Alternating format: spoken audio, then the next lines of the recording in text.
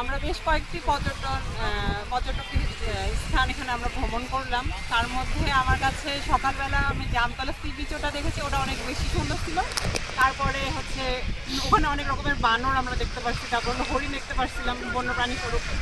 আর এখানে এসে ডিমের চর, এটা একটা মানে অনেক সুন্দর সি বিচ, যেটা অলমোস্ট কক্সবাজারের মতো আমার কাছে লাগছে। তো আমার কাছে মানে সব মিলে ভ্রমণটা অনেক সুন্দর লাগে। ধন্যবাদ। মানে বীজটা অনেক সুন্দর, আমার এত ভালো লেগেছে বলার মতো না। মানে কত সুন্দর বাতাস, আমরা টেরই পাইনি 7-8 কিলো হাঁটছি, কিন্তু আমরা কিন্তু টেরই পাইনি যে আমরা 6-7 কিলো হেঁটে ফেলেছি, এবং আমরা ক্লান্তও হয়নি, কিন্তু এতটা আমরা এনজয় করছি, খুব ভালো লেগেছে এখানে। এই না না, তাছাড়া পরিষ্কার পরিচ্ছন্ন মোটামুটি আরও একটু ভালো করা উচিত।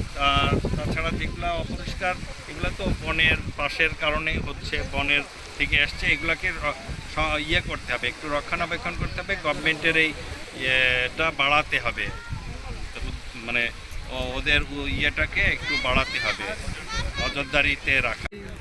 উৎসবমুখর পরিবেশ, যেহেতু হলিডে ঈদের ছুটি, সব জায়গায় মোটামুটি পর্যটক রয়েছে, তো ভালোই লাগছে আসলে। মানে এখানে মানুষজন আসবে, আরও যদি মানে সুযোগ সুবিধা করা যায়, ক্রুজগুলো যদি বেটার মানে সুযোগ সুবিধা দেয়, তাহলে আরও ভালো হবে।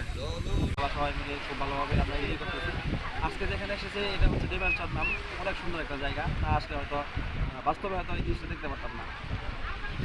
আমরা সবাই খুব এনজয় করলাম, খুব ভালো একটা জায়গা, খুব একদম প্রাকৃতিক পরিবেশ, কোনো মানে কৃত্রিম কোনো কিছু নেই এখানে, যা আছে সবই আল্লাহর দান।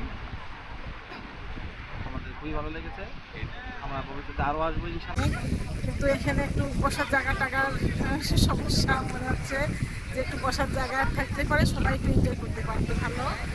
আমরা যারা এসছি সবাই এইগুলো নিয়ে আমরা আলোচনা করছিলাম যে সরকারের এইগুলার দিকে যদি একটু নজর দিত, আর যে ওয়াশরুমগুলা কোনো জায়গায় নাই, পর্যটকদের এগুলো নিয়ে অনেক কষ্ট হয়, এটুকুই আমার বলার আছে। ডিমের চর এই জায়গাটাতে আসে আসলে নতুন রকম একটা ফিলিংস, যে এখানে আসলে আমরা যে সুন্দরবনে নর্মালি জাহাজে আমরা হাঁটতে থাকি, বাসতে থাকি জাহাজের উপর, দুই পাশে সুন্দরবন, আর এখানে আজকে আমরা বঙ্গোপসাগরের প্রায় তীরে চলে আসছি। একসাথে আসলে আমাদের দুইটা ফিলিং, একটা হচ্ছে সমুদ্র আর একটা হচ্ছে ম্যানগ্রোভ ফরেস্ট। চারিপাশেই হচ্ছে আপনার ডান পাশে হচ্ছে সাগর, আমার হাতের ডান পাশে সাগর, এপাশে নদী, আর এখান থেকে সোজা গেলে পাথর ঘাটা। এই মিলনস্থলে যে জঙ্গলের এপারে একটা চর, বিকালে এসে সবাই যে নির্মল বাতাস উপভোগ করে, তো এটা আসলে পর্যটকের কাছে অনেক ভালো লাগে। আপনি তো পর্যটকের